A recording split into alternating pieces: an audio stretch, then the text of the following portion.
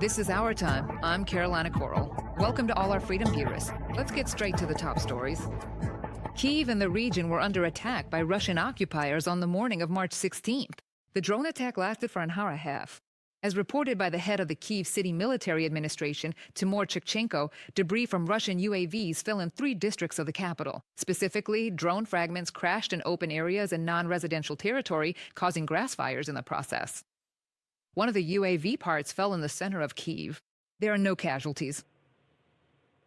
In the Sumy region, Russian occupiers struck the region's railway infrastructure. And, as reported by Ukrzaliznyia, railway facilities were significantly damaged by the attacks. Specialists have already begun emergency restoration work. And furthermore, the Russian army launched a targeted drone strike on the roadway of a street directly in Sumy. Preliminary reports say 4 people were injured. This was reported by the State Emergency Service of Ukraine. Civilian cars and residential buildings were damaged. 1 person was injured as a result of a Russian drone strike on Kharkiv on the morning of March 16th.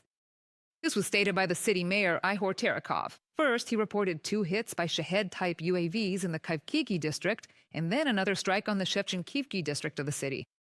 Later, Terekov added that transport infrastructure was damaged due to another UAV strike.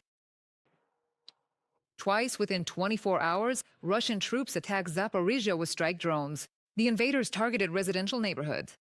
At night, drones struck one of the city's residential areas. As a result of the attack, 3 residents were wounded. A private house burned down, and about 20 others were damaged. Later in the morning, drones attacked a residential area again. 1-story houses were destroyed. 1 person was killed. See the details in the report. Russian troops attacked Zaporizhia around midnight. Eyewitnesses recall the drone fell in the front garden of a private house, almost completely destroying it and the nearby garage. Immediately after the strike, a fire broke out. It went bang and caught fire. It blew up, then another flew by. Outside, another one flew by and exploded, hitting the garage and destroying the house next door. Rescuers who arrived at the scene fought the fire for an hour. In addition, the shockwave tore off roofs and blew out windows in 20 more houses. From early morning, residents have been collecting debris and cleaning their yards. Windows the roof. Windows the roof. The windows and roof are damaged. There's so much broken glass. But we don't know what will happen next. I just don't know. There's an elderly woman there. I don't know where she can be moved. Maybe her daughter will think of something. Volunteers and rescuers are helping residents of the damaged houses clear the aftermath. The cleanup is currently underway. The cleanup of the strike's aftermath is underway. We're clearing debris and removing damaged structures here. At other locations, our workers are repairing roofs. This morning, Russian occupiers attacked Zaporizhia again. A drone fell in another part of the city, diving into a private home. As a result of the explosion, 1 person died. 3 others were injured. Among them, 2 women were trapped under the rubble of the destroyed house. Rescuers who arrived at the scene pulled them from under the debris. The victims, with burns and fractures, were hospitalized. Ole Pritikin, Boris Yakovenko from Zaporizhia for the Freedom TV channel. Russian troops also attacked the Chernihiv region. Enterprises and a residential building were hit by drone strikes. A field covering 7 hectares also caught fire. Rescuers extinguished the fire. There were no casualties, and the head of the Regional Military Administration, Vyacheslav Chaus, reported that last week, defense forces destroyed about 200 Russian attack drones in the skies over the region. According to him, Russian troops have intensified drone attacks in recent days, and many drones are passing through the region in transit. However, some of them are targeted at cities and residential areas. Russia launched more than 200 attack drones at Ukraine. The shelling was carried out simultaneously from several directions. Also this morning, UAVs and missiles attacked Kyiv and the region. As a reminder, the Ukrainian Air Force noted that this was an atypical morning strike. According to preliminary data, air defense shot down or electronic warfare systems suppressed 194 Russian UAVs. A man who was wounded as a result of Russian strikes on the Kyiv region on March 14th has died in the hospital. Thus, the death toll from that attack has risen to 6.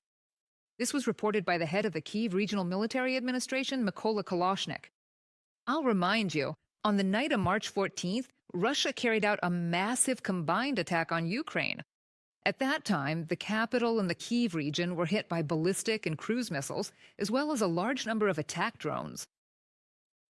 Today marks exactly 4 years since the Mariupol tragedy. On March 16, 2022, Russian aviation hit the drama theater in Mariupol, Donetsk region, with an aerial bomb. During the attack, more than 1,000 residents were hiding there from Russian shelling. On the square in front of the theater building, the word children was written in large white letters. As a result of the strike, according to various estimates, up to 600 people died. The exact number of victims is unknown because Mariupol is under Russian occupation and the aggressor is hiding this data.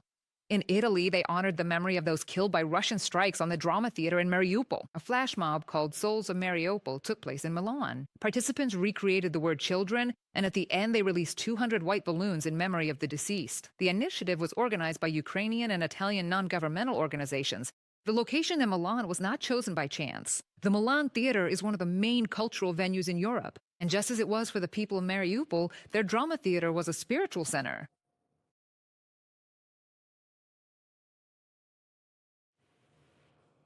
Ukraine's general staff reported 167 combat engagements yesterday. The Pokrovsk direction remains the most intense. There, the enemy attacked Defense Force positions 36 times. On the Konstantinovka sector of the front, there were 23 Russian army assaults. Another 20 attacks were recorded in the Hulia-Pola direction. 13 times, Russian occupiers tried to break through the defenses on the Slovyansk Bridge High. The armed forces of Ukraine crushed an elite unit of the Russian army, the Oplot near Poklast. Due to critical, irreversible losses, the Russian command was forced to withdraw the remaining part of the 2nd Battalion of the 5th Motorized Rifle Brigade from the combat zone. A crushing blow was dealt to the enemy by soldiers of the 79th Air Assault Brigade. They remember their opponent well, from as far back as 2014. Back then, Ukrainian paratroopers faced this unit during the defense of the Donetsk airport. 760 Russian soldiers were eliminated by Ukraine's defense forces over the past day, and the total losses of the Russian army have already exceeded 1,279,000 people. Also, the armed forces of Ukraine destroyed 2 armored vehicles, 19 artillery systems, 1 MLRS, and 1 air defense system, plus 113 units of enemy automotive and special equipment. A Russian strike on the hydroelectric power plant in Ukraine's Novodnestrovsk has threatened Moldova's water supply due to large-scale pollution of the Dniester. Currently, there's no risk for water consumers in Chisinau. The water is safe for drinking and for cooking. Nevertheless, authorities still recommend that residents stock up on water. This was stated by Moldova's Minister of Environment, George Hajdar. Earlier, the country's president, Maia Sandu, blamed Russia for the emergency. Moldovan authorities declared an environmental alert in the Dniester River basin for 15 days and are taking measures to protect citizens. In several settlements, the water supply has been temporarily restricted. As a result of the Russian strike on the hydroelectric power plant in Ukraine's Novodnestrovsk, oil spilled into the Dniester River, threatening Moldova's water supply. We have declared an environmental alert and are taking measures to protect our citizens. Russia bears full responsibility for this. Maia Sandu, president of Moldova, on social network X. The U.S. is assembling a new coalition of countries to resume oil exports. U.S. President Donald Trump plans to forcibly unblock the Strait of Hormuz to restore full exports.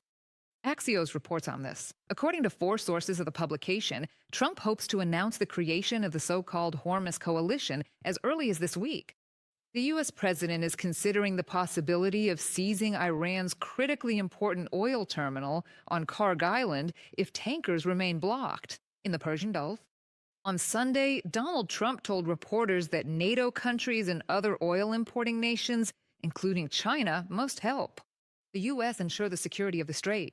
Countries have been asked to provide warships, command and control facilities, drones, and other military assets.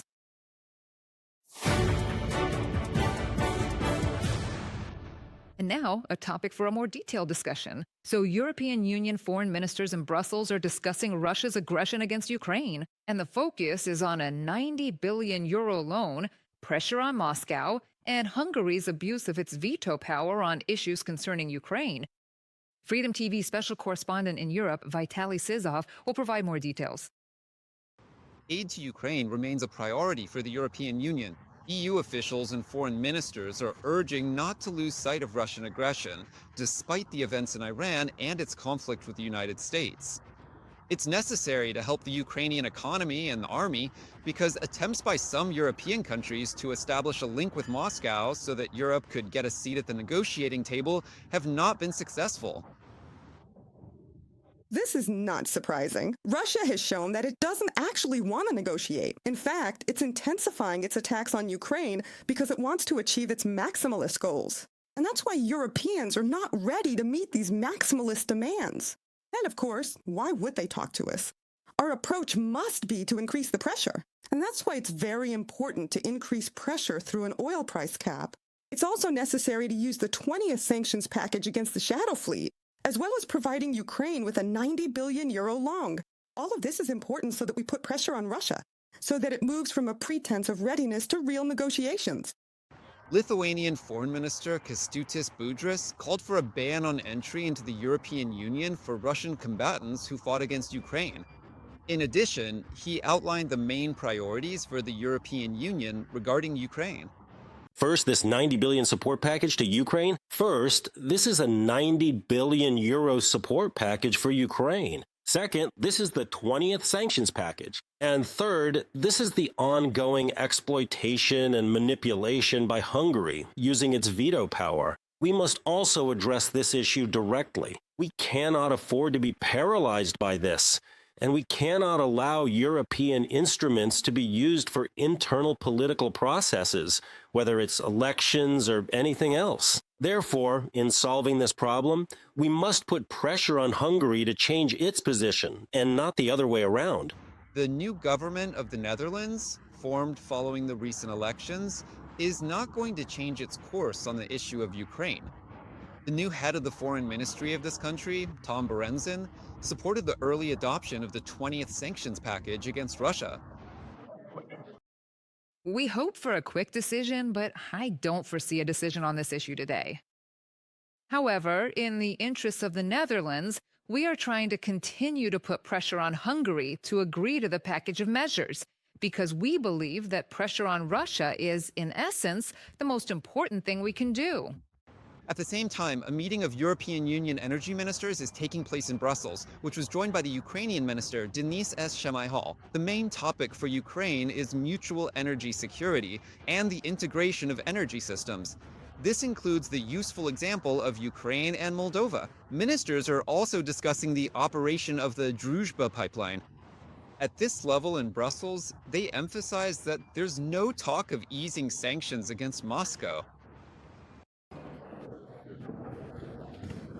We in Europe cannot directly help finance Russia's brutal and illegal war. And we've depended on their energy for too long, allowing Putin to blackmail us and use energy against us. We are determined to stay on the right track regarding these issues. It'd be a mistake to repeat what we've done in the past. So the signal's very clear. In the future, we won't import a single molecule from Russia. The European Union is nearing the adoption of the 20th package of sanctions against Russia and has no intention of easing the pressure on it due to rising energy prices. Brussels is also finalizing work on a 90 billion loan and aims to provide it as quickly as possible. Vitaly Sizov and Ruslan Tuzkov from Brussels for the Freedom TV channel. Also, at the EU Council meeting, ministers will discuss banning entry into the European Union for Russians who fought against Ukraine. This was reported by the Lithuanian Foreign Minister, Kęstutis Budrys. Earlier, Germany, Poland, Romania, Latvia, Estonia, Finland, and Sweden made such a call. They set out their demands in a letter addressed to European Council President Antonio Costa and European Commission President Ursula von der Leyen. It also mentions the risks of crime, extremism, and hybrid attacks. In Russia's war against Ukraine, there's no peace on the horizon. The European Union must take this into account when strengthening its power. This was stated by the European Commissioner for Defense and Space, Andrius Kubilius. He also noted the possibility that the EU itself will face Russian aggression. Therefore, Europe needs to increase its air defense capabilities by 400%. According to Kubilius, integrating Ukraine's defense industrial capabilities into the European defense industry is vital for Europe. Investments in defense are always expensive, but a lack of investment will always cost much more. and we need Ukraine for our defense. If Russia attacks us, EU member states will face a battle-tested Russian army, much stronger than in 2022, capable of deploying nearly 10 million advanced drones. Currently, no NATO member state in Europe has such extensive battle-tested experience on the ground. Only the armed forces of Ukraine. Andrius Kubilius, the European Commissioner for Defense and Space, is speaking at the New Economy Forum Europa. Any easing of pressure on Moscow can only strengthen its military potential. This was stated by the Estonian Foreign Minister, Margus Tsahkna. He urged not to make concessions that fuel the Kremlin's war machine. These attacks are yet another reminder that Russia has no intention of ending its campaign of terror. We must not let up on the pressure. Every concession only fuels the Kremlin's war machine. It is our responsibility to stop it, decisively and for good. Margus Tsahkna, Estonia's foreign minister, on social network X.